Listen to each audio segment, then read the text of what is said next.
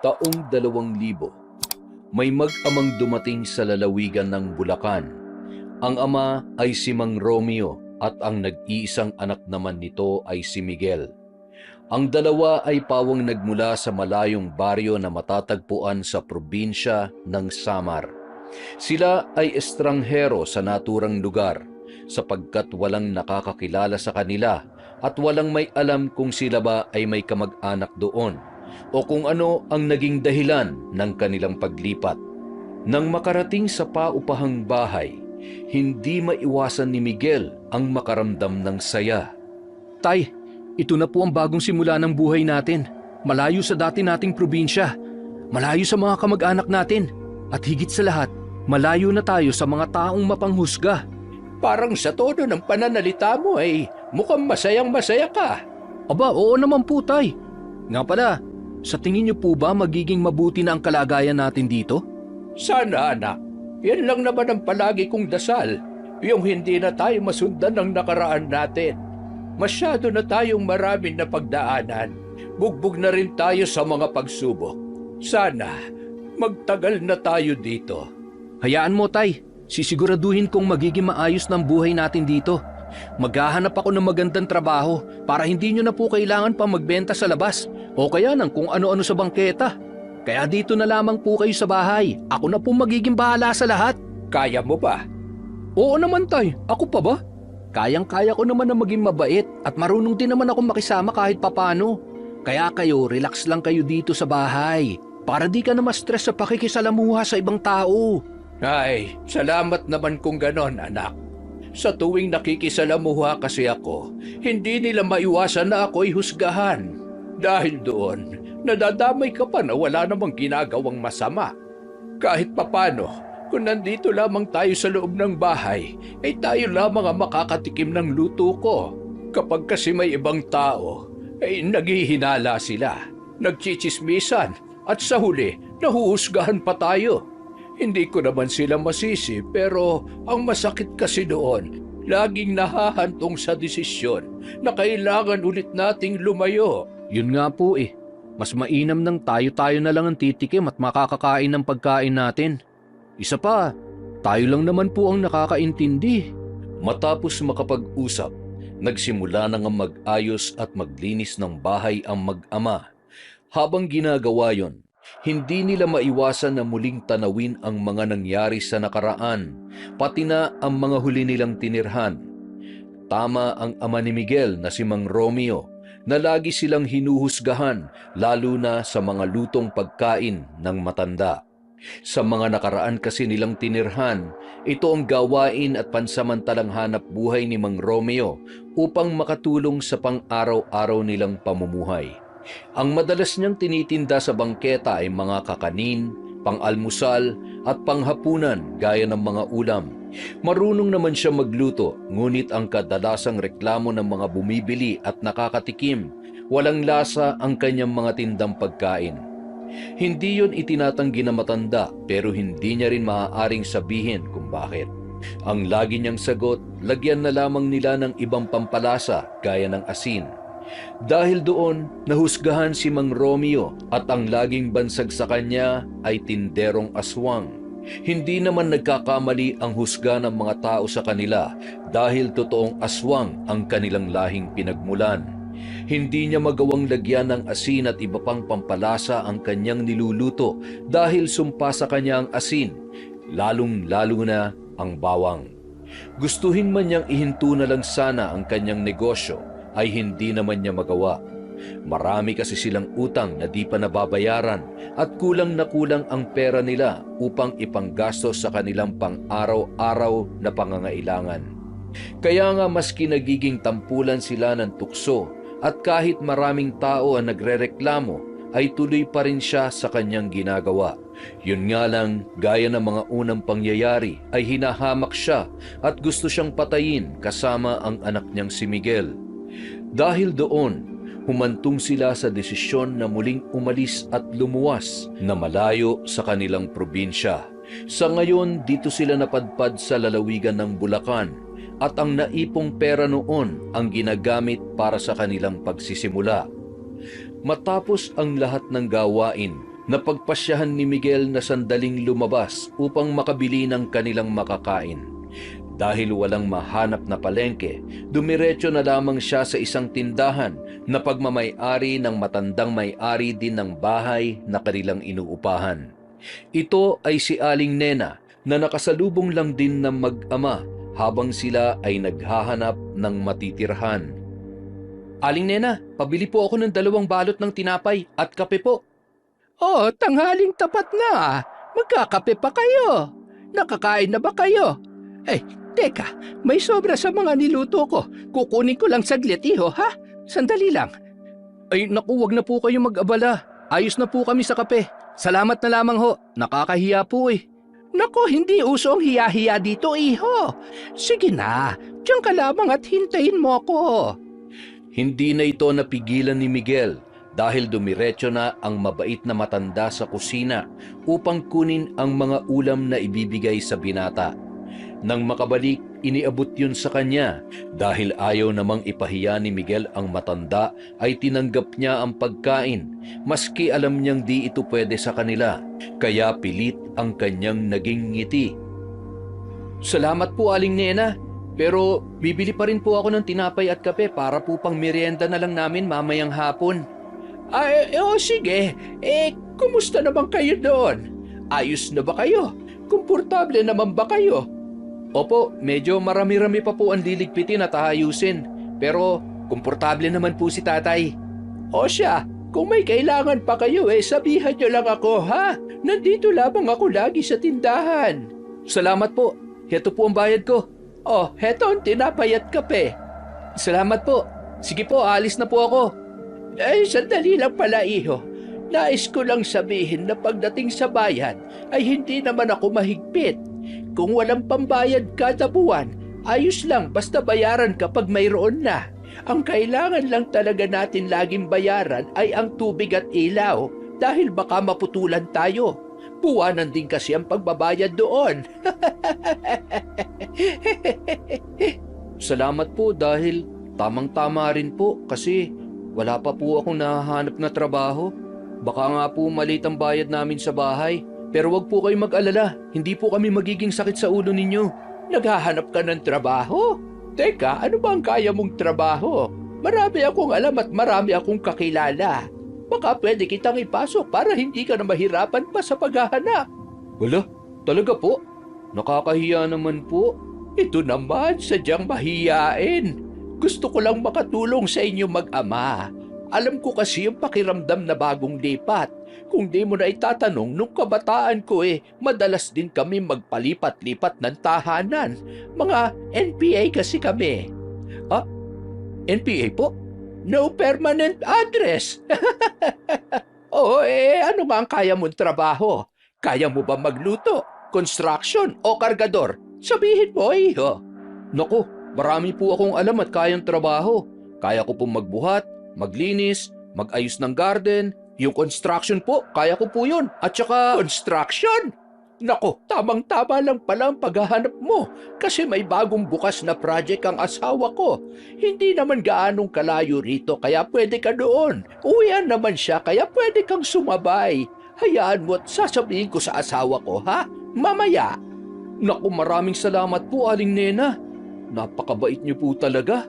Ang swerte po namin at kayo natagpuan namin. Hulog po kayo ng langit sa amin. Hindi naman masyado. Kung sakali ho kaya, alam niyo po ba kung sakali kung kailan ako makakapagsimula? Para po sana may handa ko ng sarili ko at si tatay. Ay, kahit bukas, pwede ka nang magsimula doon. Porma ng asawa ko sa project na yon, kaya makakapasok ka agad. Bukas ng umaga, pumunta ka rito para makausap mo siya at sumabay ka na sa kanya sa pagpasok. Magdala ka na lang ng ekstrang damit, ha? Pagdating kasi sa pagkain, mayroon na doon at kung hindi ako nagkakamali, lingguhan ang bayaran ninyo. Ay sige po, Aling Nena. Naku, matutuwa si tatay kapag nalaman niya may trabaho na ako bukas. Hayaan niyo po, babawi po ako sa mga tulong at pabor na ibinibigay niyo po sa amin. Ay, wag mo nang isipin yon, iho. Mukha ka namang mabait na bata kaya siguro magaan ang loob ko sa inyo. O sige na, baka naghihintay na ang tatay mo sa pagkain na ibinigay ko at binili mo. Sige po, mauna na po ako. Maraming salamat po ulit. Pagbalik sa inuupahang bahay ay agad na ibinalita ni Miguel sa ama ang pagkakaroon niya ng trabaho. Ang matanda naman, hindi maitatago ang tuwa dahil kahit papaano, hindi niya na kailangan pang maghanap ng ibang pagkakakitaan. Mag-iingat ka doon. Huwag kang basta-basta magtitiwala kung kani-kanino. Isipin mo na lang, bagong tao ka na at wala na tayong koneksyon sa nakaraan. Kaya naman hindi mo na kailangan pang matakot. Kung gusto mo magkaroon ng mga kaibigan, piliin mo yung hindi tayo huhusgahan. Yung mga kaibigang kaya kang damayan at tulungan, lalo na sa pinakamadilim na bahagi ng buhay mo. Siguro naman ay naiintindihan mo ang ibig kong sabihin, ano? Naiintindihan ko po, Tay. Huwag po kayong mag-alala. Pupunta lang ako doon para magtrabaho at pagkatapos, uuwi na rin ako kaagad dito. Pero paano kaya kung mangyari ulit yung kinatatakutan natin? Kung talagang di na po mapipigilan, tulad ng dati, aalis tayo. Maghahanap ng bagong bahay. Tatakas sa lahat. Para walang gulo. Mas mainam nang umiwas kesa naman mapahamak tayo. Gaya ng lagi ninyong turo sa akin, ang paglaban ay hindi laging pinapairal. Ang paglaban ay nakadepende sa kaharap, sa lugar, at sa sitwasyon. Talagang natuto ka na sa nakaraan natin, anak. Tama ka. Hindi sa lahat ng pagkakataon ay dapat na lumaban. Maiba ko lang ng usapan. May edad ka na, anak, at ako na lang ang lagi mong kasama. Wala ka bang balak na mag-asawa? O kaya naman ay kahit nobya man lang. May edad na rin kasi ako at hiling ko sana, bago ko mawala sa mundo ay makakita man lamang ako ng apo mula sa iyo. Sa tatay naman kung ano-anong iniisip nyo. Kalilipat lang natin eh. Ano ba dapat ang isipin ko? Alam nga naman tumanda kang binata dahil sa akin. Wala pa po talaga sa isip kong pagnonobya. Isa pa, hindi ko prioridad sa ngayon ang paghahanap ng makakarelasyon. Masyado pa po tayong maraming pinagdadaanan. Baka mamaya kung ipipilit ko baka hindi rin niya ako matanggap. Baka iwan niya rin ako pag nalaman niya ang totoo tungkol sa akin. Basta tandaan mo, anak, ha? Kung sakaling tumibok na ang puso mo, wag na wag mong pipigilan. Wala namang masamang magmahal Tingnan mo nga ako. Aswang ang lahing pinagmulan ko pero may nagmahal sa akin. Yung nanay mo. Baka nakalimutan mo na isa siyang normal na tao. Alam niya tungkol sa akin at nung ipinagbubuntis ka niya, pinili naming lumayo para na rin daw sa kaligtasan mo. Iyon nga lang, nalaman ng angkan natin kaya namatay siya, anak. Kaligtasan? Hindi ko po yata maintindihan, Tay. Wala yun, anak. Hindi po. Nadulas na kayo Ba't po ba hindi ninyo ikwento sa akin kung ano nangyari? Matagal na rin po buhat nang nawala siya pero hindi nyo binabanggit sa akin kung anong ikinamatay niya. Ang lagi nyo lang kinukwento sa akin habang lumalaki ako, namatay siya nang isilang ako. Yun lang at wala na kayong ibang sinabi. May dapat po ba akong malaman, Tay? Base sa ekspresyon ng mukha nyo at tono ng pananalita nyo, parang may nangyari sa kanya sa nakaraan na hindi nyo pa po sinasabi sa akin. Tama ka. Nadulas na nga ako. Pasensya ka na, iho. Itinago ko ito sa iyo ng napakatagal na panahon.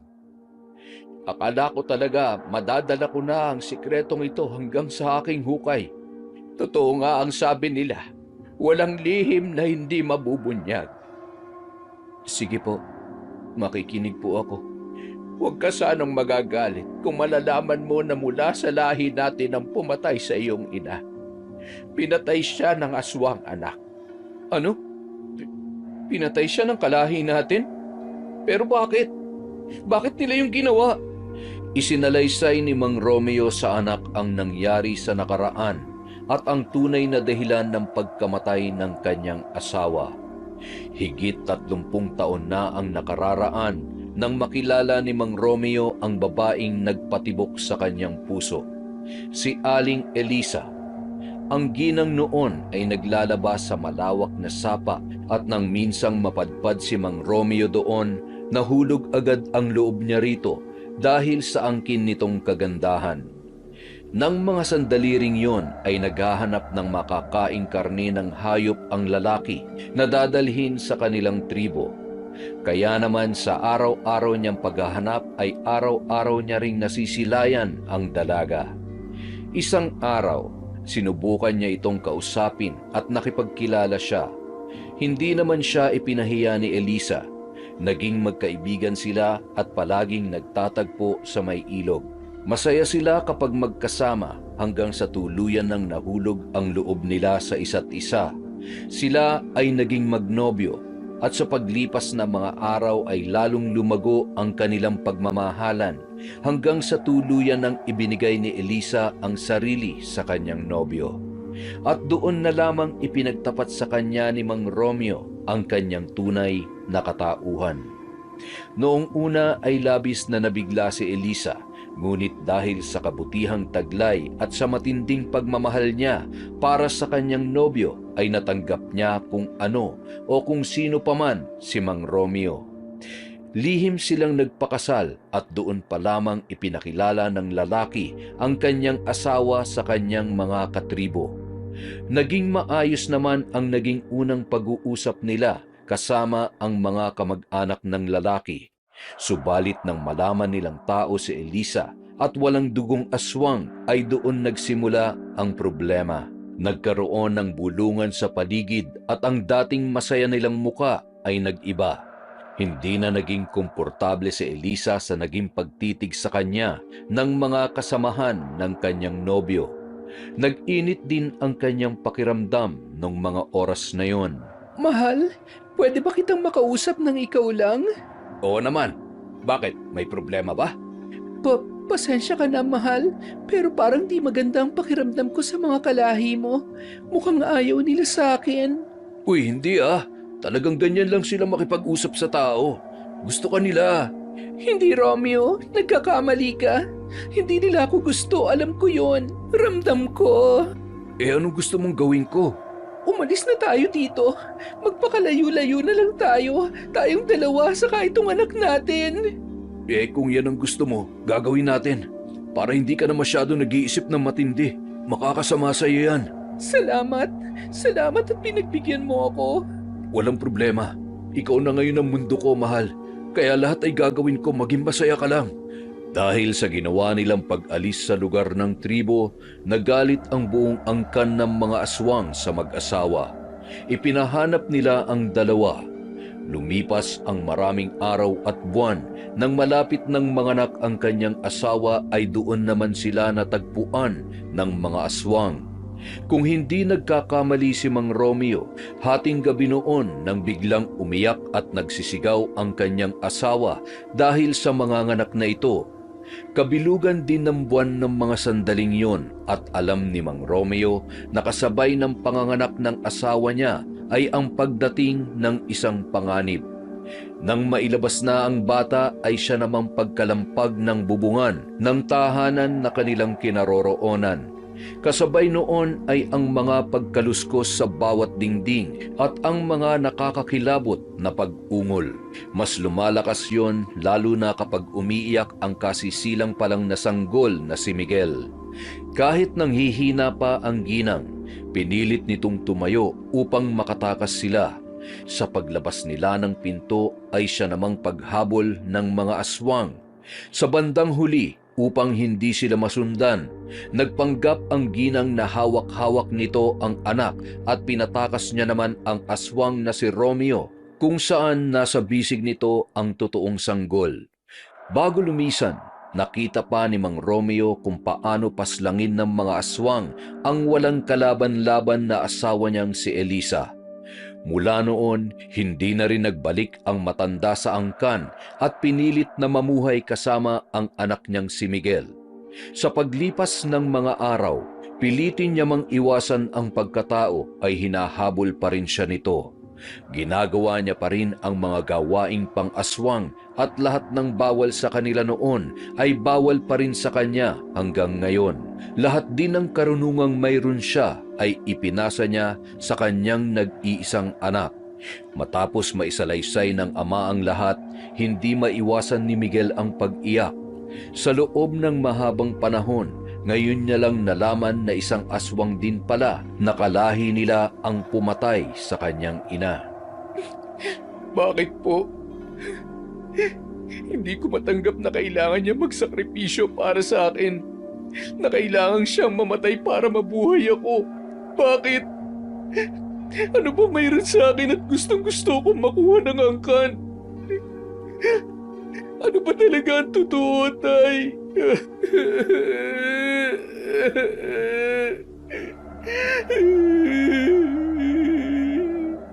Ang totoo niya na ikaw talaga ang pakay ng mga aswang. Pero huwag kang mabibigla sa sasabihin ko sa iyo, anak. Ano bang makukuha nila sa akin?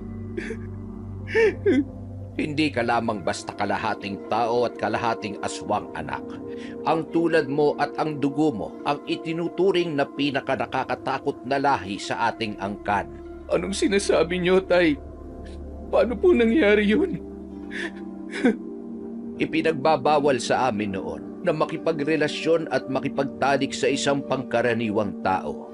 Dahil kapag nagkataon, ang magiging anak namin ay maituturing na pinakamalakas sa lahat ng lahi. At ikaw yun, anak ko. Hindi ko alam kung ano o sa paanong paraan, pero kapag nababanggit ang dugong tulad ng sa iyo, marami ang natatakot. Ang sabi-sabi, maaari mong tapusin ang sinimulan namin o kaya naman ay kami ang pwede mong tapusin.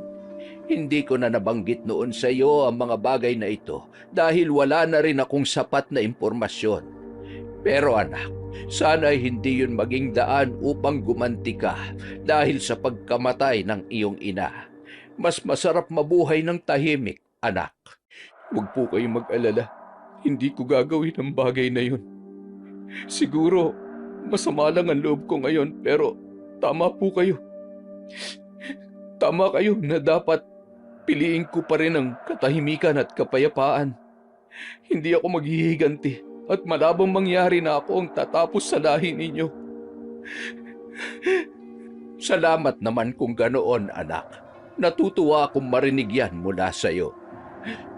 Pero Tay, may itatanong po ako sa inyo. Bakit po tumakbo lang kayo noon?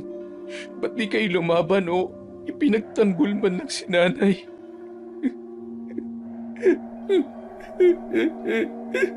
Patawarin mo sana ako, anak. Gustuhin ko man ang lumaban noon, pero ang ina mo ang nakiusap na lumayo ako at itakas ka sa galit at bagsik ng mga kaangkan natin. Kahit ako ang nasa sitwasyon niya, pipiliin ko rin ang kaligtasan niya kaysa sa sarili ko. Tulad mo, ilang beses ko na rin sinabi sa sarili ko na sana ako na lang yung namatay at hindi ang iyong ina.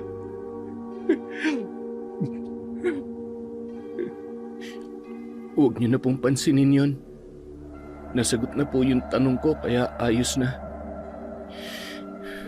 Hindi na rin po maibabalik kung ano ang naganap na. Ito nga po pala yung tinapay at kape na binili ko sa tindahan sa labas. Yung ulam, luto po yan ng isang tao kaya huwag niyo na pong kainin at itapon niyo na lang. Sabi niyo nga, bawal tayong kumain ng mga pagkaing may bawang at asin. Doon na po muna ako sa loob ng kwarto. Mag-aayos lang ako ng mga damit na dadalhin ko bukas. At naiwan ngang mag-isa si Mang Romeo sa kusina. Gaya ng kanyang anak na si Miguel, hindi niya rin maiwasan na makaramdam ng lungkot dahil muli niya ring naalala ang sinapit ng kanyang asawa noon. Ipinangako niya na lang sa sarili na kapag naulit ang ganong pangyayari ay tutularan niya ang katapangan ng asawa. Nagagawin niya rin ang lahat, mailigtas lang sa panganib ang nag-iisa nilang anak. Kinabukasan, maagang gumising si Miguel upang mag-asikaso. Nagluto lang siya ng mga biniling gulay at gaya ng dati, walang ibang sahog gaya ng bawang, sibuyas at asin. Hindi niya pa man nasusubukan pero dahil na rin sa bili ng ama, yun ang nakasanayan niya at doon siya lumaki. Kapag daw kasi nakakain sila ng may mga ganoong sahog, ay siguradong sasakit ang kanyang tiyan at maaari niya ring ikamatay. Ilan lamang yon sa mga bagay na labis na ipinagbabawal sa kanilang lahi. Matapos makapagluto at makakain, ginising niya na ang kanyang ama upang makapagpaalam na. Aalis ka na? Maaga pa. Nandun na ba yung kasama mo, anak?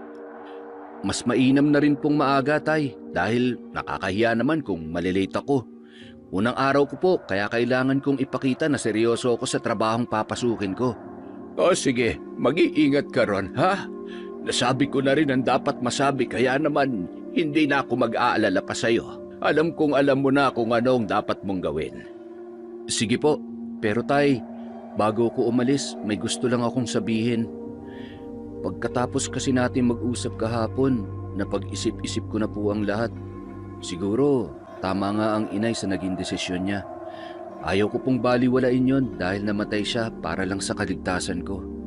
Kung yun ang gusto niya, gagawin ko po. Lalayo ako sa angkan natin kung sakasakaling makita ko ulit sila. Sisikapin ko na rin pong kalimutan ang lahing pinagmulan ko. Gagawin ko po ang lahat para matanggap ang isang bagay na galing sa inay ko. Ang pagiging tao. Kakalimutan mo na? Ang pagiging aswang? Opo, Tay. Hindi naman sa kakalimutan ko na rin kayo, kundi ang lahi lang natin.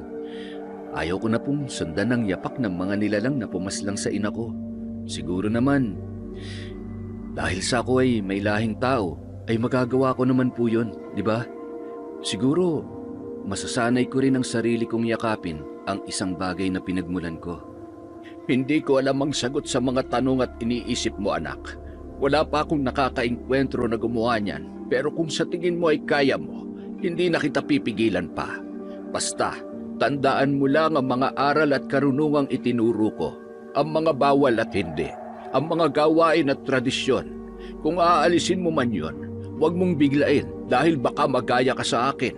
Sinubukan niyo pong kalimutan at alisin ang pagiging aswang, Tay? Oo, sinubukan ko, anak. Pero alam mo kung ano nangyari? Hinahanap ko pa rin at binabalik-balikan dahil kapag hindi, sarili ko lang ang sinasaktan ko. Sana kung ikaw ang gagawa noon ay makaya mo, anak. Susubukan at kakayanin ko po, Tay. Salamat po.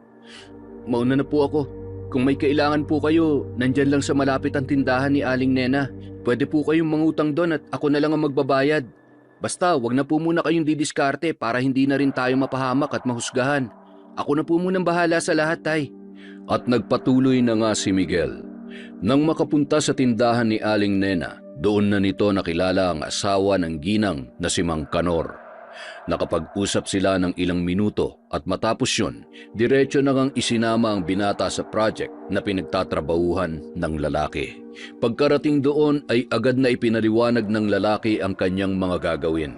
Ang project kasi na ito ay paggawa ng isang tulay na medyo mahaba at mahirap rin, lalo na kapag tanghaling tapat dahil sa sikat ng araw. Doon nakilala niya rin ang mga kasamahang lalaki at sa hindi kalayuan, naroon ang baraks ng lahat. Ilang sandali pa, nagsimula na rin sila sa pagtatrabaho. Kasabay noon, isang kasamahan ang lumapit kay Miguel upang makipagkaibigan na rin sa kanya. Kumusta, tol? Mahirap ba ang gawain? Hindi naman. Medyo sanay na rin ako sa ganitong mabibigat na gawain kaya medyo madali na lang sa akin. Ibig sabihin, nagko-construction ka na pala dati? Hindi kita kilala ah.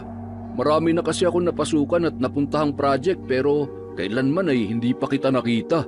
Tinanong ko rin yung mga kasama ko pero hindi rin sila pamilyar sa'yo. Taga Bulacan ka ba? Nako, hindi nyo talaga ako mamumukaan dahil hindi naman talaga ako taga rito. Taga Samar ako, Brad. Doon kami nanggaling ng tatay ko at nitong nakaraang araw lang kami lumipat dito sa Bulacan. Samar? Parang pamilyar yung probinsya nyo sa isang bagay pero hindi ko lang maalala kung tungkol saan eh. May kwento kasi yung lolo ko tungkol sa lugar na yan. Teka, iisipin ko lang kung ano yun ha. Tungkol ba sa mga aswang? Ayun, tama, tungkol sa mga aswang. Sabi kasi ng lolo ko, taga roon daw siya dati pero umalis din dahil daw sa mga aswang. Pugad daw kasi ng mga aswang ang Samar. Totoo ba yun? Nakakita ka na ba? O nakainkwentro ka na? Hindi pa ako nakakakita. Marami naman talaga nagsasabi na may aswang sa probinsya namin pero hindi yung totoo. Kung meron man, baka sa ibang bahagi ng lugar namin. Ganon? Ibig sabihin, tinatakot lang pala kami ng lolo ko noon. Nga pala, ako si Arturo. Matagal na akong trabahador ni Mang Kanor. Ikaw, anong pangalan mo, tol? Miguel, Brad. Miguel? Gandang pangalan, tol ah. Parang hindi ka rin taga-probinsya. Ang puti mo kasi. Maputi rin ba mga magulang mo, tol? Saka, nabanggit mong kasama mong tatay mo, tama ba? Siya lang ba ang kasama mo? Eh yung nanay mo, nasaan? Matagal na siyang namayapa. Bata pa lang ako. Hindi ko na masasalaysay ang nangyari sa kanya dahil masakit eh. Pero oo, tama ka nang narinig. Si tatay lang ang kasama ko ngayon sa bahay. May edad na siya kaya pinatigil ko na rin sa pagtatrabaho. Ang sipag mo naman at mukhang magaling kang makisama sa ibang tao. Alam mo, magkakasundo tayo. Tamang-tama, may inuman kami mamaya. Sama ka? Mabilis lang yun. Pampawala lang ng pagod. Inuman? Kaso sasabay ako ng uwi mamaya kay Mang Kanor eh. Ako nang bahala sa kanya, Miguel. Malakas ako ron, kaya mapapakiusapan ko siya. Ano, sama ka na. Minsan lang naman to. Para na rin makilala ka pa ng tropa at mga kasamahan natin dito. Huwag ka mag-alala, mababait ang mga taga-Bulacan gaya ko. Sige na, sumama ka na. Kasi, pag-iisipan ko. Huwag mo nang pag-isipan. Teka, inaalala mo ba yung tatay mo? Ako nang bahala. Sabihan ko si Mang Kanor na sabihan din na may overtime tayo para hindi na siya mag-alala sa'yo. Ano, game ka ba? Sige na nga, pero kaunti lang naman ang iinumin nyo, di ba? Oo, kaunti lang kami uminom. Pampalipas oras at pagod lang. Basta, tuloy ka na mamaya ha. Trabaho muna tayo, inom naman mamaya. Sige. Makalipas ang ilang oras natapos na nga ang buong araw na pagtatrabaho ni na Miguel. Nung pauwi na, gaya ng sabi, kinausap ni Arturo ang foreman na si Mang Kanor upang ipagpaalam ang binata na maiiwan muna ito at kinabukasan na lamang uuwi. Pumayag naman yon at pagsapit ng gabi, nagsimula na ang kanilang inuman. Taliwas sa sinabi ng isa, maraming alak at pulutan ang naroroon. Nasa labas sila ng barracks at nakaupo sa malawak na plywood na pansamantala nilang nagiging lamesa. Oh, shot muna Miguel. Dahil ikaw ang pinakabago sa grupo at siyang pinakabata na rin sa atin, unahan mo na. Cheers! Para kay Miguel! Teka, ang dami naman nito. Hindi ka pa ba nakakainom noon? Kaunti lang yan, saka hindi masyado matapang ang alak na ito kaya hindi ka tatamaan agad. Ang totoo niyan hindi pa talaga ako nakakatikim ng alak. Uy, virgin pa pala ang isang ito. Tamang-tama. Bagong salta ka lang dito sa Bulacan kaya ito na rin ang magiging parang binyag mo. Teka, dadagdagan ko. Oh, ayan. Ito para sa bagong kaibigan natin na si Miguel. Cheers! Teka, at wala nang nagawa si Miguel nang isubo sa kanya ang basong naglalaman ng alak. Gusto niya mang tumanggi ngunit hindi niya magawa dahil nahihiya siya sa mga kasama. Bagong kakilala niya lamang ang mga ito at sila pang lumapit upang makipagkaibigan. Kaya naman hindi niya na binitiwan pa ang pagkakataon. Hindi man talaga umiinom, nakisabay na lamang siya sa mga ito. Sa paglipas ng oras at sa paglalim ng gabi, napaparami na ang kanilang iniinom. Dahil si Miguel ay bago sa alak, siya lang ang pinakalasing o malakas na ang tama nung mga sandaling yon. Dahil na rin sa epekto ng alak, hindi nito maiwasang mailantad ang mga bagay at katotohanan tungkol sa kanya. Bata pa ako nung mamatay ang nanay ko. Alam nyo, gusto kong mamagalit sa tatay ko pero wala eh. Ama ko pa rin siya, ano man ang mangyayari. Natatawa nga ako nito nakaraang araw eh. Bigla na lang niya nabanggit na maghanap na raw ako ng nobya o kaya naman mapapangasawa. Loko talaga yung tatay ko. Saan naman ako makakahanap ng babaeng basta-basta na lang ako papatulan? Grabe ka naman sa sarili mo, tol. Para namang sinasabi mong hindi ka magugustuhan ng isang babae. Kung tutuusin, mas tisoy ka pa nga kaysa sa amin na mga kasama mo rito eh. Magtiwala ka lang. Kung akong tatanungin, magugustuhan ka ng kahit sinong babaeng makakasama o liligawan mo. Talaga? Parang hindi naman. Alam nating hindi lang ang pisikal na anyo ang pinagbabasehan pagdating sa pagmamahal. Paano naman ang puso? Ang kalooban? At paano naman ang pinagmulan ng gaya ko? Bakit? Saan ka ba nagmula? Sa ibang planeta? Kung ang tinutukoy mo ay ang pinanggalingan mo, anong problema dun? Wala naman sa pinagmulan yan o pinanggalingan. Mamahalin ka ng babae sa ang lugar ka man. Mali ka, Brad, na iniisip. Ang ibig kong sabihin ay ang pinagmulan ng lahi ko. Kapag nalaman na isang babae na doon ako nanggaling, siguradong hindi na niya ako mamahalin. Sigurado rin hindi na ako makakapag-asawa pa, tol. Anong pinagsasasabi mong lahi? Lakas na ng tama ng alak sa'yo, tol. Tama yung narinig nyo. May pinagmulan akong lahit. Alam mo kung ano yon? Lahing aswang. Di ba sabi mo kanina, pugad ng mga aswang ang lugar namin? Tama ang lolo mo. Nagkalat sila ron at isang tatay ko sa kanila.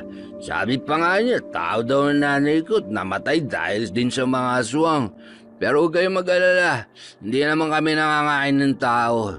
Mabait ako, mabait si tatay.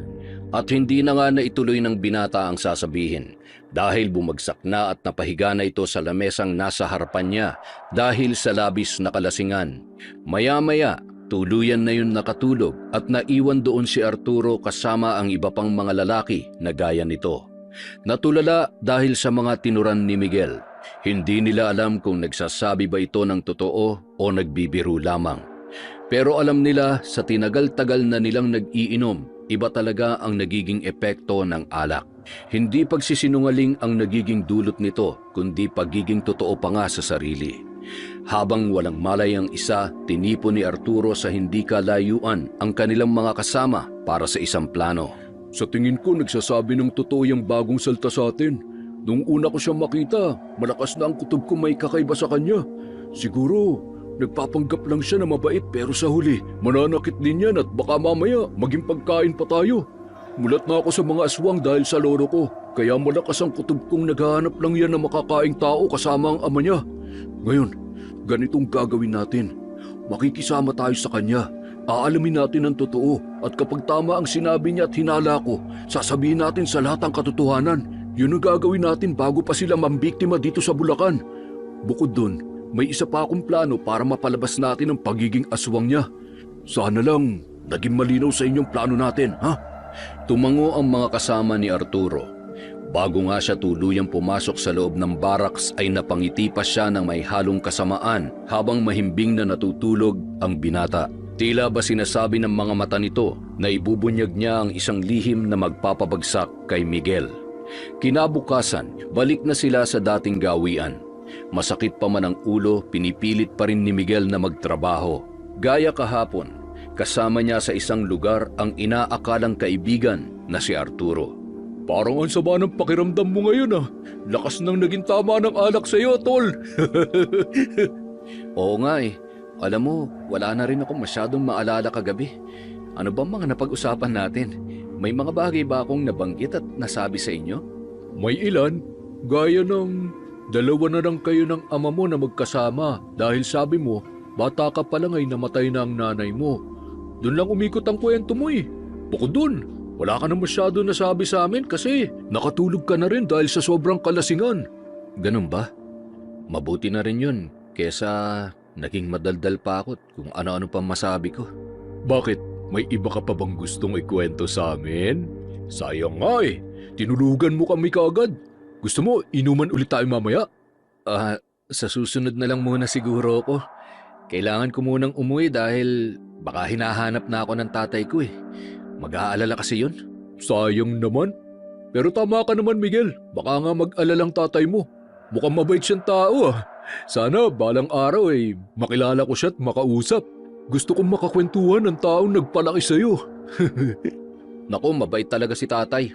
Hayaan mo, baka sa susunod na araw ay isama kita ron para makita mo siya at makilala mo rin si tatay.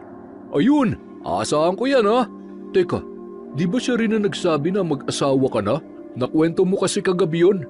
Yung tungkol sa pag-aasawa, kaya naman bilang kaibigan mo, tutulungan na kita. Nasabi ko rin ang tungkol doon. Naku, wala pa naman talaga sa plano ko at isa pa... Huwag ka na magdahilan o tumanggi pa. Lalo na't nandito na yung kaibigan kong babae na gusto kong ipakilala sa'yo. Ayan, papalapit na siya.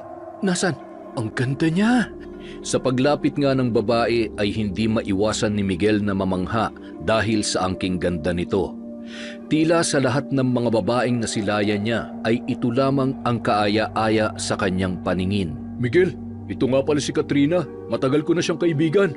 Katrina, siya naman si Miguel, yung nabanggit ko sa'yo. Hi Miguel, natutuwa ako makilala ka. Tama pala tong kaibigan ko, napakagwapo mo pala at mukhang mabait pa. Nako, hindi naman sa ganon. Ito talagang si Arturo, kung ano-anong pinagsasasabi tungkol sa akin. Nga pala, gaya mo masaya rin akong makilala ka. Ano ka ba? Totoo naman ang mga sinabi niya. Balita ko rin, taga-Samar ka. Alam mo ba, pangarap ko makapunta ron? Taga ron kasi ang mga magulang ko. Doon ako pinanganak pero dito na ako sa Bulacan lumaki. Talaga? San ka sa Samar? Sa teka, hindi ko na maalala ang eksaktong pangalan ng lugar. Matagal na rin kasi. Bata pa lang ako ay napadpad na ako rito. Basta sa isang lugar sa Samar. Doon ako pinanganak. Oh, bago lumalim ang usapan ninyo, paalala ko lang, may trabaho pa kami nitong si Miguel ha. Usap na lang ulit kayo mamayang break time, kung ayos lang. O sige, Miguel, hintayin na lang kita dun sa barracks nyo. Gusto kita makilala. Mukhang napaka-interesadong tao mo kaya naman hindi na kita pakakawalan pa. Mauna na ako, din muna ako. Bye! Kinindatan niya ba ako? Oo, Miguel. Sabi ko naman sa'yo kung bahala sa'yo, di ba? Akalain mo yun? Unang kita niyo pa lang mukhang in love na siya sa'yo. Kung sakaling magkagusto siya sa'yo, sa tingin mo ba, magugustuhan mo rin siya? Hindi lang magugustuhan, baka mahalin ko pa siya. Pero hindi ko alam, parang may kakaiba sa kanya at tila sinasabi ng isip ko na kilalanin ko pa siya. Bukod sa maganda, pakiramdam ko siya ng babaeng pakakasalan at mapapangasawa ko. Akala ko sa alak ka lang tatamaan pati pala sa babae. Mamaya na yung pantasya mo, magtrabaho muna tayo. Baka mapagalitan pa tayo ni Foreman. Mamaya, sigurado mas makikilala mo pa si Katrina. Salamat ha. Salamat dahil ikaw kaagad ang una kong naging kaibigan. Hayaan mo, babawi rin ako kapag ikaw naman ang nangailangan. Sigurado yan ha? Sige, tatandaan ko yan. Pagsapit ng tanghali, nagmamadaling maghugas ng muka at kamay si Miguel. Agad nitong nilapitan ang babaeng si Katrina at niyaya sa isang karinderya na kainan. Hindi naman tumanggi ang babae at agad na sumama sa kanya. Habang kumakain, doon na mas nakilala ng binata ang babaeng ipinakilala sa kanya. Nalaman niya kung sino talaga ito at nalaman niya kung ano ang mga ginagawa nito sa buhay. Pati na rin ang mga ayaw at gusto ng babae. Hanggang sa ang usapan nila ay umabot na sa isang bagay na gusto sanang iwasan ni Miguel. Ang pakikisalamuha ng kanyang ama dito. Nabanggit mo, diba? Tatay na lang ang meron ka. Ano ba nangyari sa nanay mo? Mahabang kwento pero sa ngayon, hindi ko muna masasabi sa'yo. Medyo sensitibo rin kasi ang mga nangyari. Ayos lang yon. Huwag ka mag-alala, naiintindihan ko.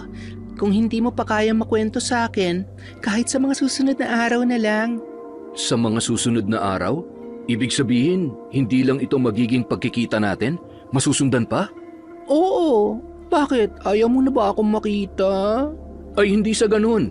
Ang totoo nga niyan, sobra akong natutuwa. Ako rin, Miguel. Gusto pa kitang makilala at mas makausap pa sana ng matagal pero baka sa susunod na linggo na dahil may trabaho pa ako Pero may request sana ako sa'yo kung okay lang para mas makilala sana kita. Sige, ano ba yun? Doon tayo sa bahay ninyo.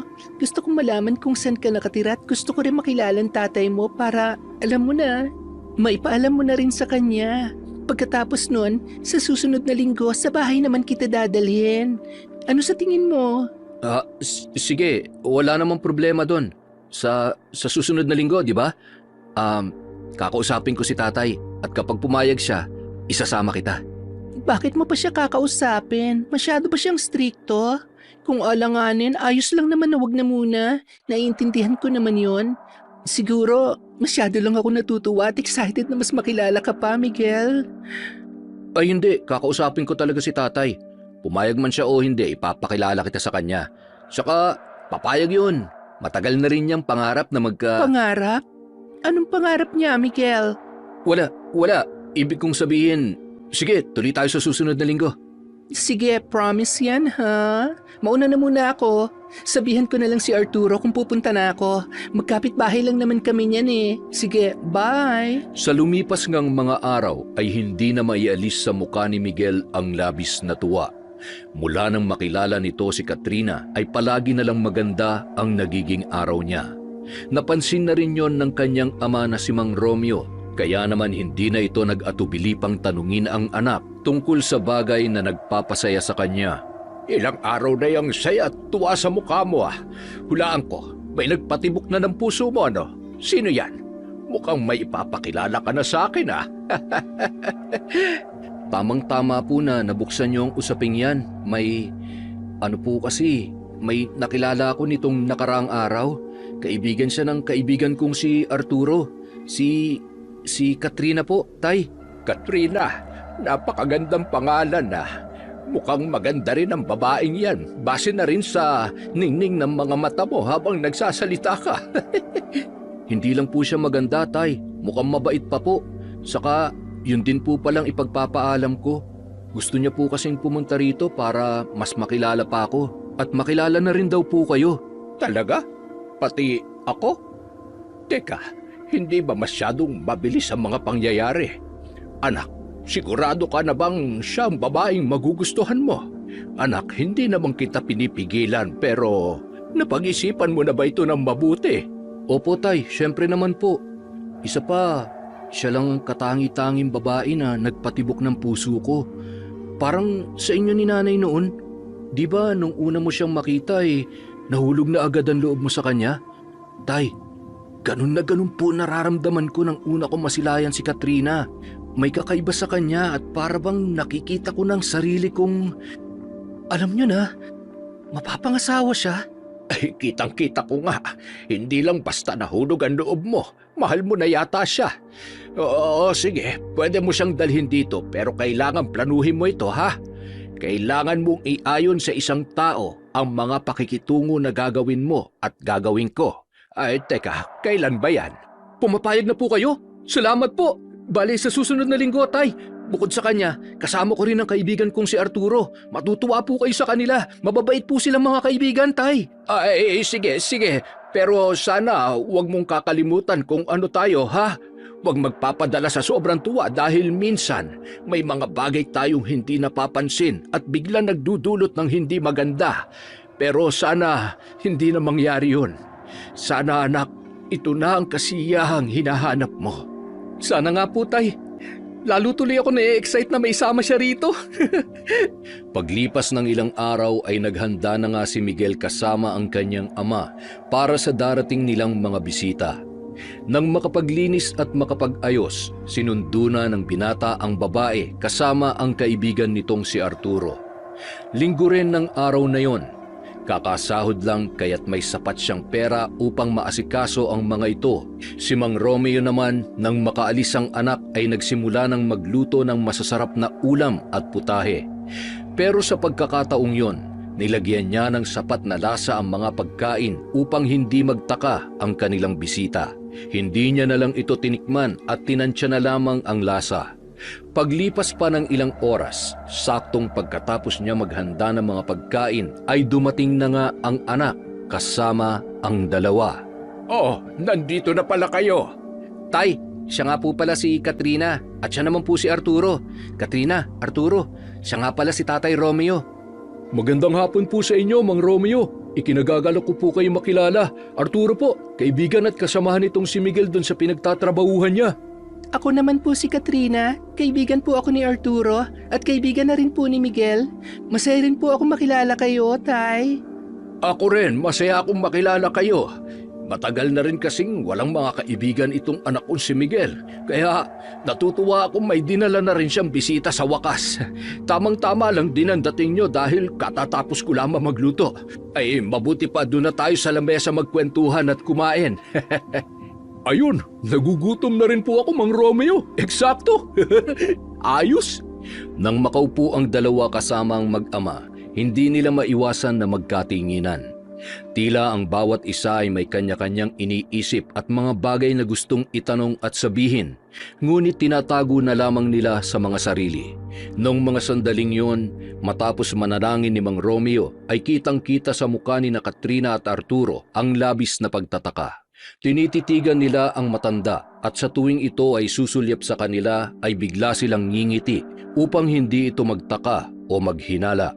Si Miguel naman hindi maiwasang kabahan lalo na nang paunti-unting kumukuha ng pagkain ang kanyang mga bisita. Natatakot siya na baka magtaka ang mga ito na walang lasa ang mga pagkain nila. Hiniling niya na sana hindi yun mapansin ng kanilang mga panauhin. Masarap pala magluto ang tatay mo, Miguel. Talaga? Kumusta naman ang lasa? Okay naman, masarap. Teka, bakit mo natanong yan? Wala ka bang tiwala sa luto ng tatay mo? Hindi naman sa ganon. Minsan kasi walang lasang mga luto ni tatay at minsan naman sakto lang. Para sa akin, masarap talaga. Masarap talaga akong magluto.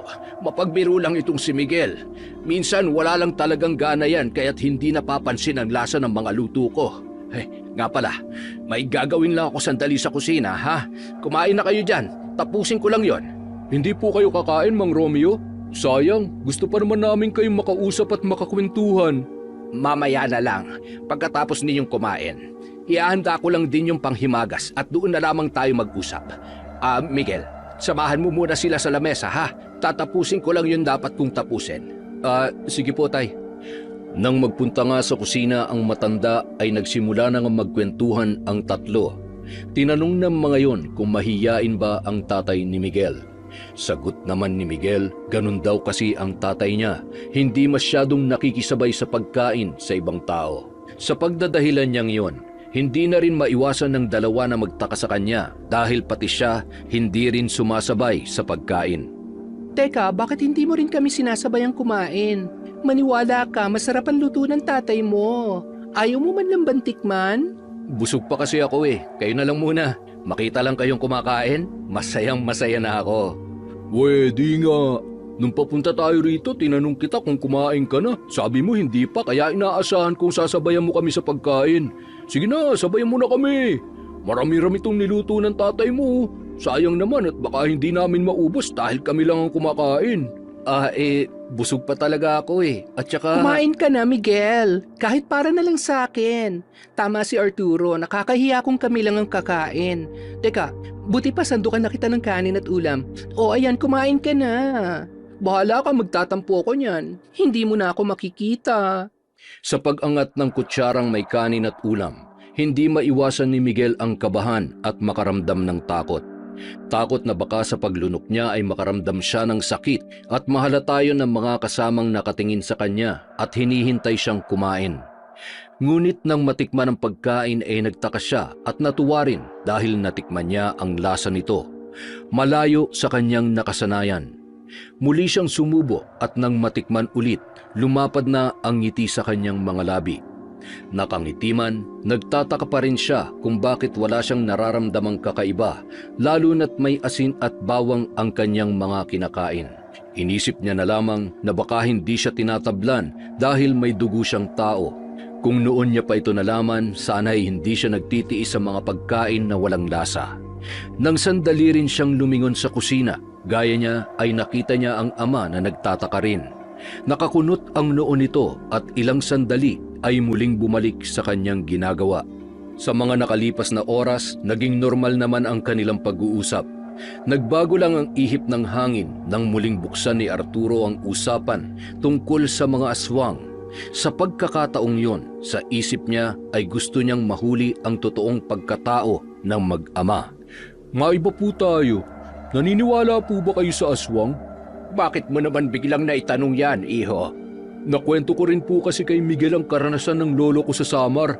Sa inyo ko po gustong malaman ngayon. Tutal, mas matagal na rin po kayo doon. Sa tingin niyo po, totoo kaya sila, Mang Romeo? Totoo sila. Kung ano man ang mga narinig mo sa iyong lolo, meron yung katotohanan. Talaga? Ano pong itsura ng mga aswang? Kaya niyo po ba maging gano'n ni Miguel? Nakakita na po ba kayo ni Miguel? May kakaiba sa tanong mo pero sasagutin kita. Oo, nakakita na ako at hindi lang isang beses kundi maraming pagkakataon na. Ako rin po may tanong, Mang Romeo. Di ba taga-summer po kayo? Hindi naman po kayo mga aswang, no? Ibig kong sabihin, hindi naman po kayo gaya ng mga aswang na nasa probinsyang yun, di ba? Teka, parang sinasabi mo naman yatang aswang kami nitong anak ko. Pakilinaw mo ang tanong mo, iha. Ganun po kasi nakasanayan namin eh. Kapag galing kang probinsya at biglang sumulpot sa isang lugar, may pagkakataon po na aswang ang mga taong yon. Hindi ko naman po eksaktong sinasabing ganun kayo, Mang Romeo. Gusto ko lang pong kumpirmahin Arturo, Katrina, siguro ibang bagay na lang ang pag-usapan natin. Ako na rin ang sasagot sa mga tanong ninyo. Wala kaming kinalaman sa mga aswang na nasa probinsya namin at mas lalong hindi kami ganon. Iniiwasan lang namin na mapag-usapan ng ganung bagay dahil yun ang ikinamatay ng ina ko. Pinatay siya ng isang aswang kaya masakit pa para sa amin na maging usapin ang ganung bagay. Kung okay lang, iba na lang ang pag-usapan natin. Tay, pumasok na po kayo sa kwarto nyo. Ako na lang po makikipagkwentuhan sa mga bisita natin. Hala, pasensya na, Miguel. Mukhang napalayo ang usapan natin at mukhang nambintang pa kami. Hindi namin intensyon yun. Di ba, Arturo? Gusto lang talaga kitang makilala. Yun lang. Oo, tama si Katrina. Bale, nakikipagkwentuhan lang din talaga kami. Ayos lang. Magandang naitanong nyo na rin yon para mabago ang mga naging pananaw nyo sa mga katulad namin galing sa probinsya. Nang sabihin nyo ng binata, naging iba na nga ang usapan ng mga ito. Kahit nagkukwentuhan, hindi maiwasan ni Miguel na mapaisip dahil sa biglang ikinilos ng kanyang mga kaibigan sa harap ng kanyang ama. Muli niyang binalikan ang naging inuman nila noon, ngunit hindi niya maalalang may nabanggit siyang aswang sila. Iba kasi ang tanungan ng dalawa na parang sinasabi nilang aswang silang mag-ama. Na parang siguradong sigurado na sila at gumagawa lamang ng paraan upang mahuli sila sa sarili nilang mga bibig. Mabuti na lang at mabilis niyang nabasa ang sitwasyon, kaya't nakaisip siya ng paraan at dahilan upang hindi na ito mapag-usapan pa. Pero hindi rin mawawaglit sa isip niya ang isang tanong. Ano ba talaga ang intensyon ng kaibigang si Arturo? At totoo nga bang gusto siya ni Katrina? O baka naman may gusto lamang silang malaman? Makalipas ang ilang oras, dahil gabi na nang matapos sila sa pag-uusap, nagpasya si Miguel na doon na lamang patulugin ang dalawa. 3 ang silid ng kanilang bahay. Ang isa ay para kay Mang Romeo, ang isa ay sa kanya, at ang isa pa ay walang natutulog o bakante. Nagsama na lamang sila ni Arturo sa iisang silid at si Katrina naman mag-isa sa kwartong walang natutulog. Pumayag naman sila sa ganoong sistema para na rin sa respeto ng bawat isa. Sa paglalim ng gabi at nang makatulog na ang lahat, napadilat ng mga mata si Miguel dahil sa pagbangon ng kasamang si Arturo. Hindi muna siya natulog at iniisip na uminom lamang ng tubig ang isa, ngunit makalipas ang ilang minuto, hindi pa rin yon bumabalik. Kaya naman pasimple siyang lumabas upang hanapin yon. Nagdahan-dahan siya upang hindi makagawa ng kahit na anong ingay. Hindi niya ito nakita sa sala at kusina, kaya naman nagpasya siyang lumabas na ng bahay. Kaya nga lang, napahinto siya nang makarinig ng pag-ungol na nagmumula sa isang babae. Nang lingunin niya, nanggagaling yon sa silid na tinutulugan ni Katrina. Hindi alam ni Miguel pero nang mga sandaling yon, nakaramdam siya ng kaba at pagtataka. Pasimple siyang lumapit sa pinto at pinakinggan ang loob. Hindi siya nagkakamali. Umuungol nga ang babaeng gusto niya. Kaya naman sa isang maliit na butas, sinilip niya yon upang makita kung ano ang nangyayari sa loob. Doon natunghayan niyang nakapatong ang kaibigang si Arturo kay Katrina at hindi siya maaaring magkamali. Nagtatalik ang dalawa. Base sa kanyang obserbasyon, tila hindi lamang yon ang unang pagkakataon, kundi sanay na ang dalawa sa kanilang ginagawa. Dahil doon, nakaramdam ng sikip sa dibdib si Miguel at napakaraming tanong ang tumatakbo sa kanyang isipan. Ayaw niyang maging bulag. Alam niyang niloloko lang siya ng dalawa, pero ang hindi niya maintindihan ay bakit. Bakit yun gagawin ni Katrina na magpakita ng intensyon sa kanya? Kahit ang totoo ay mukhang karelasyon talaga nito si Arturo. Kaya naman ng mga sandaling yon, sumandal sa pinto si Miguel upang pakinggan ang magiging pag-uusap ng dalawa. Mula sa loob, narinig niya ang lahat ng dapat niyang marinig. Bumalik ka na doon. Baka makahalata ang utu-utong si Miguel na wala ka't nandito ka pala. Masisira ang plano nating dalawa. Hindi yan. Tulog mantika kaya yun. Isa pa, hindi na natin kailangan pang ituloy ang plano. Kita mo naman, halata at totoong aswang sila. Kaya itigil mo ng usapan nating landiin pa ang kumag na yun. Nagsiselos lang ako kapag nakikita kong masaya siya kapag inaakala niyang gusto mo nga rin siya. Kaya nga nandidiri na rin ako sa kanya.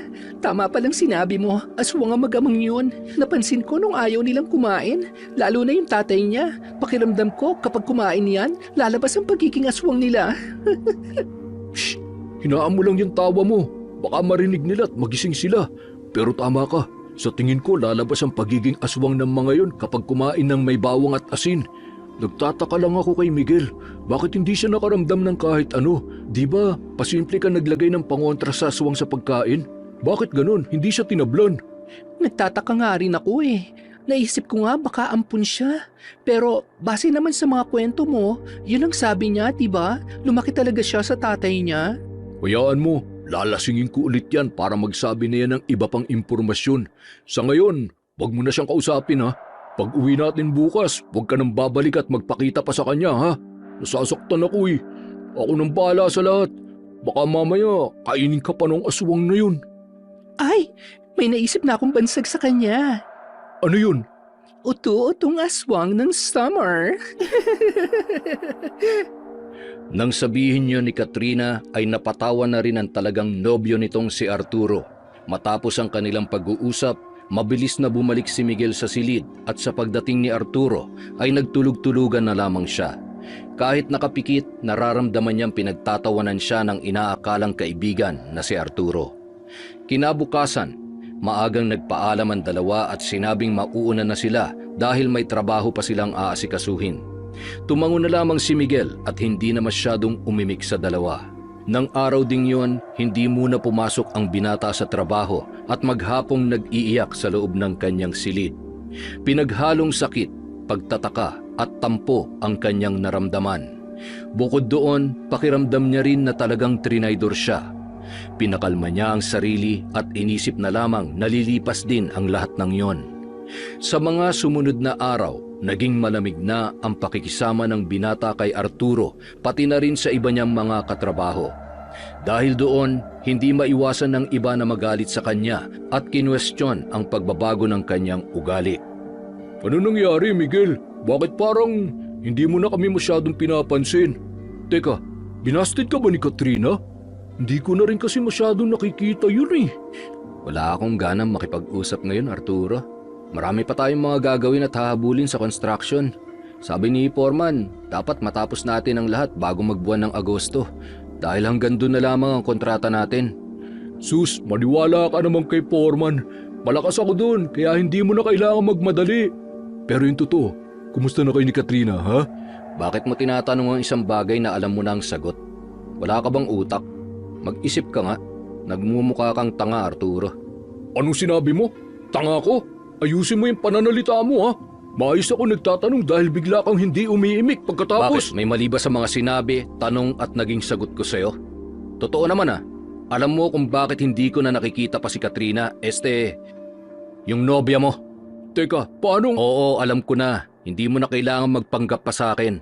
Alam kong may relasyon talaga kayo, kaya hindi nyo na kailangan pang gawin akong tanga sa harap ninyo. Dito na nagtatapos ang pagkakaibigan natin, Arturo. Yun nga lang, kung totoong kaibigan ka talaga. Napakayabang mo, Ano rin yan sinasabi mo magpanggap? Tatanungin kita, sino ba nagpapanggap sa ating dalawa? Hindi ba't ikaw? Dahil ang totoo, aswang ka! Aswang kayo ng tatay mo! Hindi napigilan ni Miguel ang galit, kaya naman bigla nitong nasapak si Arturo. Sa inis ng kaibigan ay gumantiyon at ang suntukan nila ay nauwi sa bugbugan. Dahil bagong salta si Miguel doon, pinagtulungan siya ng iba pang nagtatrabaho sa construction. Wala siyang nagawa kundi ang mapahiga sa kalsada at mamaluktot mula sa napakaraming suntok, tadyak at sipang kanyang natatamo. Nung tumigil na ang mga yon, kitang-kita ang dugoang si Miguel. Marami itong sugat sa buong katawan at sabog na ang buong pagmumukha nito. Naghihingalo na siya, kaya naman lumapit ang mga taong nakasaksi at dinala siya sa pinakamalapit na ospital. Bago siya mawala ng ulirat, narinig niya pa ang pagtawa at pagsasalita ni Arturo. Humanda ka! Isusunod namin ang tatay mong aswang! Pagsapit ng gabi, napamulat ang mga mata ni Miguel at napabangon sa kamang kinahihigaan. Nung mga sandaling yon, nasa loob pa rin pala siya ng ospital. Nang maalala niya ang kanyang ama, mabilis niyang inalis ang mga tubong nakakabit sa kanya at tumalon siya sa bintana. Mataas man, ngunit sa pagbagsak niya ay tila hindi siya nagtamo ng kahit na anong bali. Pinagmasdan niya rin ang sarili. Wala na ang mga natamong sugat mula sa pambubugbog sa kanya ni Arturo, kasama ang iba pa nilang katrabaho. Nagtataka man, mabilis ang pagtakbong ginawa niya upang makabalik sa kanilang bahay dahil nag-aalala na siya sa kalagayan ng kanyang ama. Makalipas ang ilang oras, napahinto siya nang makita ang tumpukan ng mga tao, kabilang na si Aling Nena at ang asawa nito. Nang makita siya nito, napatrasyon kasabay ang lahat ng tao dahil tila natatakot sila sa binata. Ano nangyari? Bakit nandito kayong lahat? Nasaan ang tatay ko? Bakit hindi mo alam? Hindi ba't ikaw ang pumatay sa kanya? Ano?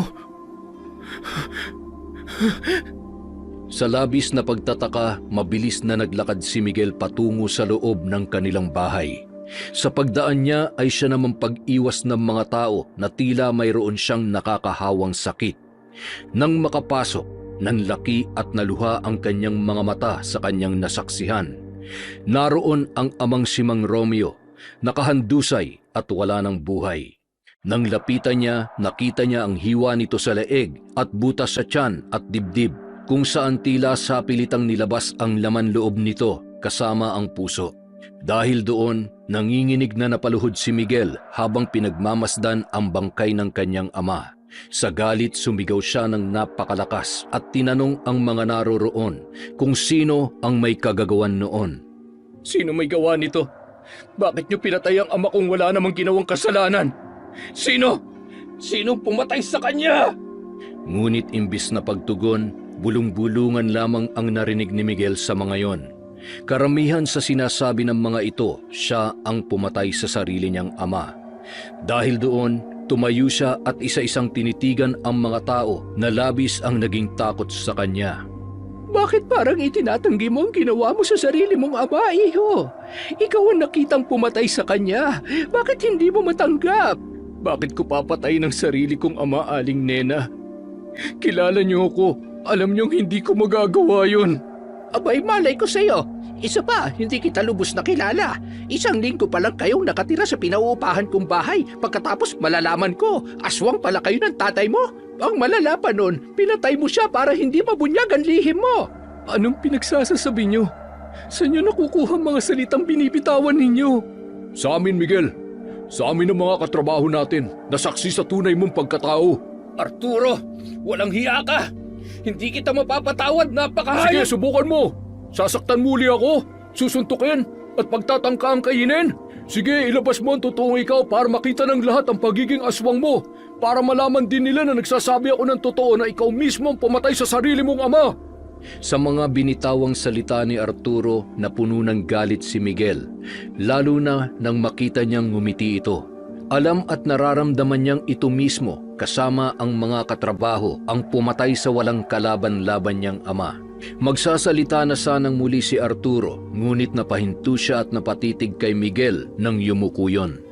Maya-maya, kitang-kita ng lahat ang biglang pagngiti nito at sa pag-angat ng ulo, nangilabot sila na magkulay pula ang mga mata ng binata. Nakakatakot itong pagmasdan, kaya naman ang iba sa kanila ay unti-unting napaatras. Ayan, kayo mismo nakakakita na aswang talaga ang mag-amang yan na dayo dito sa Bulacan. Huwag tayong papayag na makawala pa siya. Patayin ang aswang na yan! Patayin si Miguel! Sinubukan naming mag-amang maging mabait sa inyo at talikuran ang pagkataong mayroon kami. Pero anong nangyari? Hinusgahan niyo pa rin kahit wala kaming ginagawang masama. Nakisama ako't nangarap na maging isang tunay at totoong tao. Pero ano nangyari? Trinaydor ako ng inakala kong kaibigan kasama ang babaeng inakala kong makakasama ko habang buhay. Gusto ko mang kalimutan ang sumpang nakaatang sa balikat ko. Pero binigyan niyo ako ng dahilan para maalala yon at gamitin laban sa inyo. Hinusgahan, trinaydor at pinatay niyo pa ang sarili kong ama. Ngayon, buhay niyong kukunin ko! Bago pa makasagot si Arturo sa pagsasalita at galit ni Miguel, napahinto siya ng may mga kamay ang biglang sumakal sa kanya ng mahigpit. Nang mapagmasdan niya na, nakita niyang nasa harap niya na ang binatang hindi man lang napansin na sumugod dahil sa sobrang bilis nito. Nanikip ang kanyang paghinga, lalo na nang bumaon sa leeg niya ang mga kuko ni Miguel na unti-unting humahaba. Gagawin ko rin ang bagay na ibinibintang at ginawa mo sa tatay ko! Gamit ang kanang kamay, ibinaunyon ni Miguel sa tiyan ni Arturo at isa-isang hinatak ang laman loob nito. Dahil sa nasaksihan, mabilis na nagtakbuhan ang mga tao kabilang na si Aling Nena na hindi makapaniwala sa mga nangyayari. Ang ibang katrabaho naman ni Arturo ay mabilis na kumuha ng malalaking kahoy at malakas na pinaghahampas si Miguel na sakal-sakal pa rin ng kanang kamay si Arturo. Ilang beses man nilang hampasin yon, ngunit hindi natitinag ang binata at tila hindi tinatablan. Ilang segundo, nilingon sila ni Miguel na nakangiti, ngunit masama na ang pagkakatingin. Humanda kayo! Kayong isusunod ko! Nang marinig ang tinuran ni Miguel, parang batang natakot at nagtakbuhan ang mga tao. Samantala, sunod na binutas ng binata ang dibdib ni Arturo. Hinila niya ron ang puso ng binata. Nang maalis na yon, tulala itong nalagutan ng hininga at bumagsak. Hiniwa rin niya ang leeg nito gaya na nangyari sa kanyang ama. Pagkatapos noon, sunod niyang hinanap ang iba pang mga kasama ni Arturo na tumulong upang siya ay husgahan at mapatay ang kanyang pinakamamahal na ama. Isa-isa niya yung nahanap gamit ang bilis at liksing taglay mula sa dugo ng pagiging aswang at dugo ng tao. Nang mahawakan ang mga yon, gaya ni Arturo, isa-isa niya itong pinagpapaslang. Habang ginagawa yon, naroon lamang si Aling Nena sa isang tabi kasama ang kanyang asawa na saksi sa paghihiganti ng binatang si Miguel. Matapos yon, sunod na pinuntahan ni Miguel ang babaeng pinaasa siya. Walang iba kundi si Katrina. Naabutan niya yung naliligo kaya naman mabilis niya itong pinasok sa loob ng banyo. Doon ay nagulantang pa ang dalaga at tinanong kung saan siya nanggaling. Kung sakaling ako si Arturo, magugustuhan mo rin ba ako? Makikipagtalik ka rin ba sa akin? Anong pinagsasasabi mo, Miguel? Teka, nasa si Arturo. May ginawa ka na naman ba sa kanya? Wala na si Arturo. Wala nang lalaking minamahal mo. Kaya ako na lang ang piliin mo. Nababaliw ka na. Kahit wala na si Arturo o magulang man ang mundo, hindi kita magugustuhan at papatulan, Miguel. Alam mo kung bakit? Dahil isa kang aswang. Isa kang... Napatigil si Katrina nang sakalin siya ng mahigpit ni Miguel. Makikita ang takot sa muka ng babae, lalo na nang ngumiti ang binata. Nagkulay pula ang mga mata nito at naglabasan sa bibig nito ang matatalim niyang pangil. Ilang sandali pa, unti-unting nalagutan ng hininga si Katrina at pagkatapos noon, nilantakan na ni Miguel ang kanyang balingkinitang katawan. Pagsapit ng madaling araw, nakita ni Aling Nena kasama ng iba pang mga tao ang pagbabalik ng binata. Binuhat nito ang bangkay ng ama at tinungo ang isang magubat na lugar. Sa takot, hindi na nila ito nilabanan, sinaktan o kinausap man lang, hanggang sa unti-unti nang lumalayo ang mag-ama at nawawala na sa paningin ng mga taong pinagmamasdan sila at hinusgahan. Doon, sa huling pagkakataon, nasaksihan nila ang ganti ng binatang taga-probinsya. Sa paglipas ng mga araw, buwan at taon, hindi na muling natagpuan o nakita pa si Miguel. Walang makapagsabi kung saang lugar na ito napadpad o kung bumalik na ba siya sa probinsya ng Samar. Isang bagay lang ang sigurado sila. Natuto sila sa sarili nilang pagkakamali na hindi dapat husgahan ang mga taong nagbago at pinili ang katahimikan, na anuman ang kanilang naging nakaraan, dapat silang bigyan ng ikalawang pagkakataon.